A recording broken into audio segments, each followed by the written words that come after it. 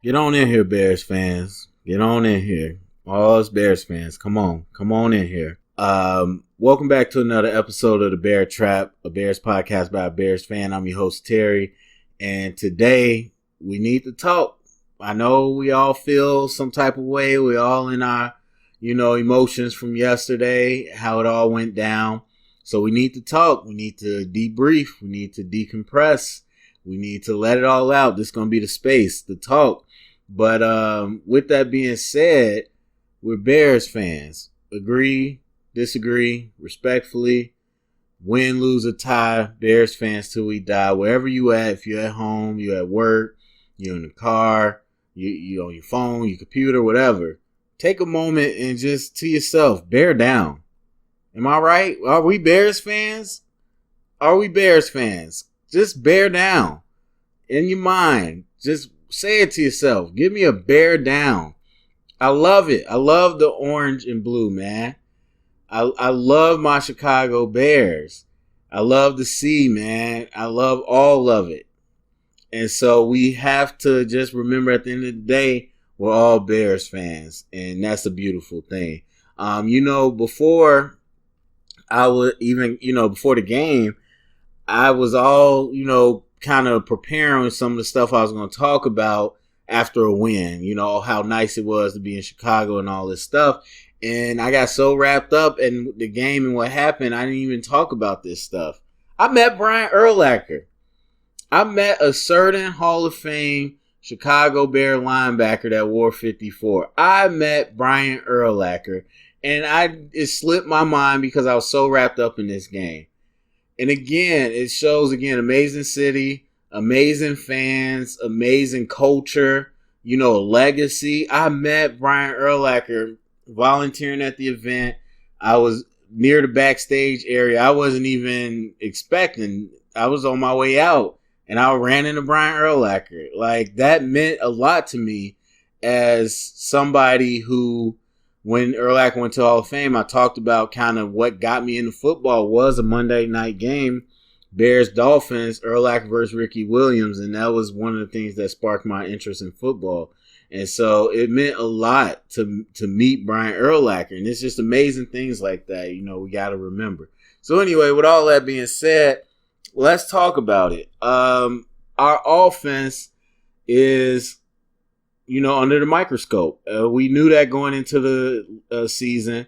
We knew what a top flight defense we had. We knew our offense was the question mark. Further than that, with the predictions that I talked about and a lot of people talk about, the question mark was really squarely on Trubisky. And since last night, I've seen a lot of comments, and I saw this last year about Matt Nagy as a play caller and all this. I'm here to say, Matt Nagy is not the issue. Trubisky is the issue. Now, I will, because I don't get wrapped up in numbers, I will definitely give credit to the fans that brought up the stats as far as rushing attempts and passes. But and I get it. It's 10-3. It's not like we were getting blown out. But you know how momentum is in the game. You get to a point as you get later in the game where it's like we haven't done anything. We got to make some ground. We got to make a big play. And so that's when you kind of get into this mode of pass mode. And I don't agree with it. I definitely think there's something to be said about our run pass balance last night. But outside of that, this whole thing with Nagy as a play caller, look, I took issue with him with the 2-point plays last year and some of that stuff. But last night, I did not have an issue with. As I said before, you're going to have multiple routes and levels on most pass plays. You're going to attack the deep. You're going to attack the seam, the flat, the curl, the middle, all that. You can do multiple things, and especially the way Nagy likes to run it. There's all route combinations where everybody runs a hitch, everybody runs a curl, double slants on both sides, but they're not prominent in the NFL. And so for people to act like we were just all running short routes is not true. I wish I had, some all 22 video to show you to go with this, but I don't. But you can just watching the game, watching the highlights and all that. You see where players are going.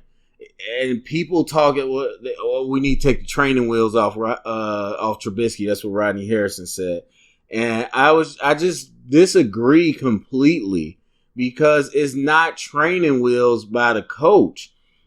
This is the problem. People use bad play calling as a catch-all blame game type thing every time.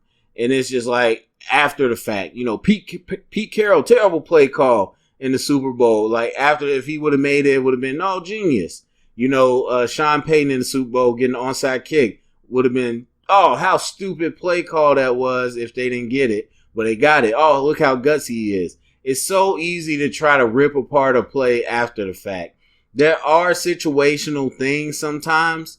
I mean, a good amount of times, but for the most part, it's execution. I've said this over and over. It is not about the X and O's. You can scheme. Everybody schemes up something on paper that's going to work. It's about executing it.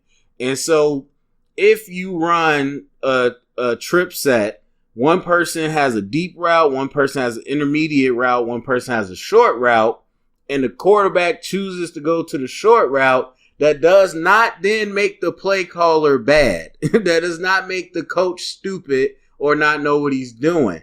That means the quarterback is making that decision.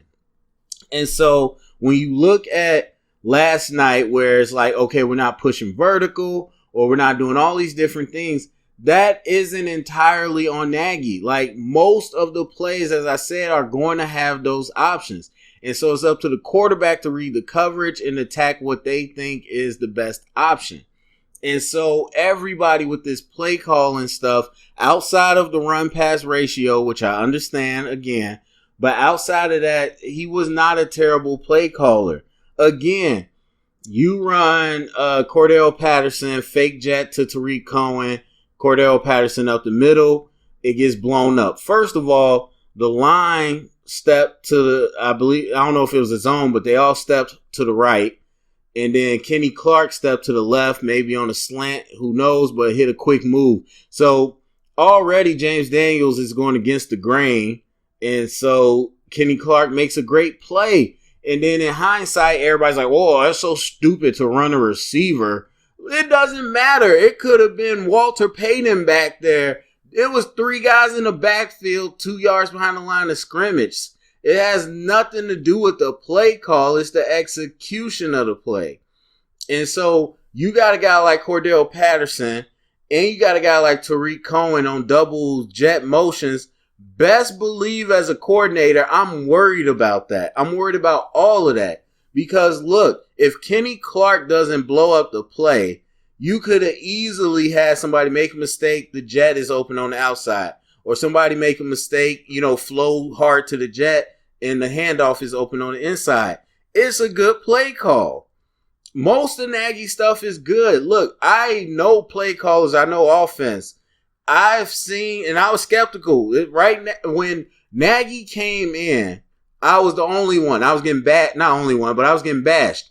I said Nagy has been an OC for 1 year and has called plays for less than a year. We do not know what this man can do. Everybody, you're an idiot. You didn't see what he did. You didn't see what the Chiefs did. You're an idiot. And then Nagy comes out, and now everybody's like, he's a genius. He's a genius. And I'm like, look, I get it. I see that now without Andy Reid, he can design plays. He understands offense. But now everybody has revolted back and like, no, Nagy sucks as a play caller. And so it's like, to me, what is Nagy good at then? Obviously, he wasn't a quarterback whisperer to begin with. He's a young guy. He didn't elevate Trubisky, just by coaching him as a quarterback. People say his play calling is bad. His time management definitely was bad. So why did he win Coach of the Year? What was it so good about him? Why did people love Nagy then? If y'all gonna trash his play calling, you're gonna trash his time management, we're gonna trash Trubisky. What is it that you think he's good at? I personally think he's good at designing plays and calling plays. I think situationally there's some issues, but it's like everybody that's turning on Nagy, then what do you think he's good at? So anyway, my point being, you call the play, quarterback executes the play. Trubisky, as I said last night, and again, it's not a declaration. This is my observation of what I've seen. I said, I think he's regressing. That's my thought. I'm looking at it and I explained why. And so at this point, there's no real excuse. I mean, David Montgomery is pretty much what I thought he was. Again, he's not Le'Veon exactly. He's not LaShawn McCoy in his prime.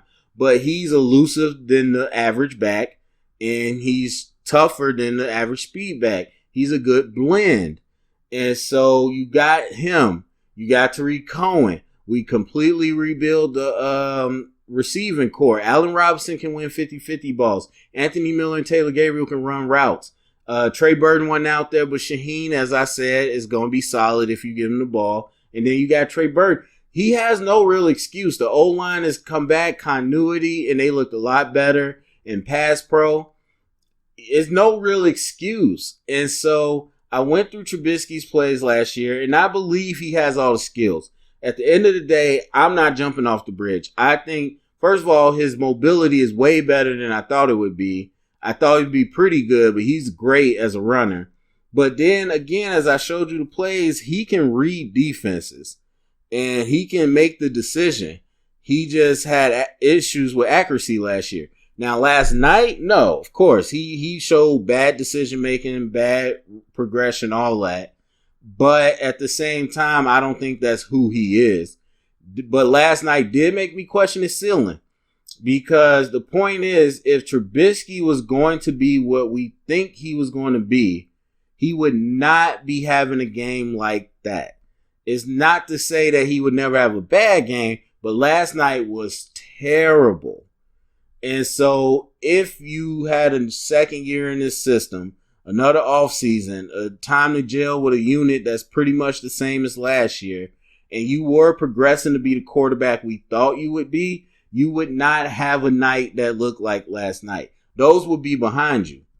Like Aaron Rodgers, not a great night, but still you can see when he wants to click it on. That's when you're a great to, elite quarterback. You have bad nights that are still effective. He just had a terrible, ineffective night.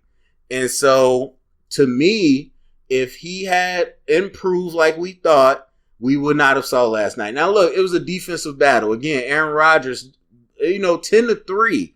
There's going to be games like that. You look at the season and be like, okay, one game we won 40-13.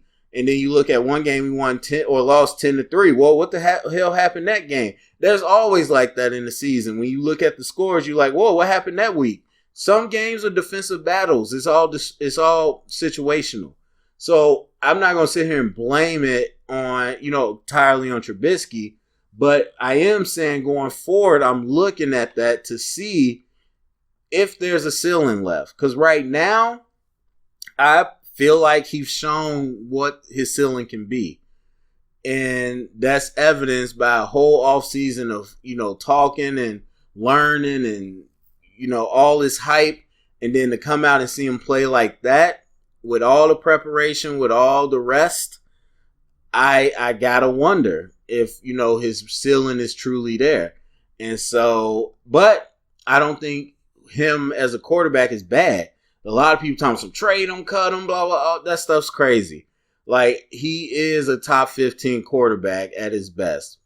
And I think we could win with that. So, anyway, your thoughts on everything and, more thoughts on Trubisky and all that. Even Matt Nagy, whatever you think, I personally think the blame towards Matt Nagy is baseless, but that's me. So, anyway, go to the comment section. Let me know what you think. Share it around. Get the conversation started. Thumbs up, subscribe. Check out the Patreon. And remember, stay up and bear down.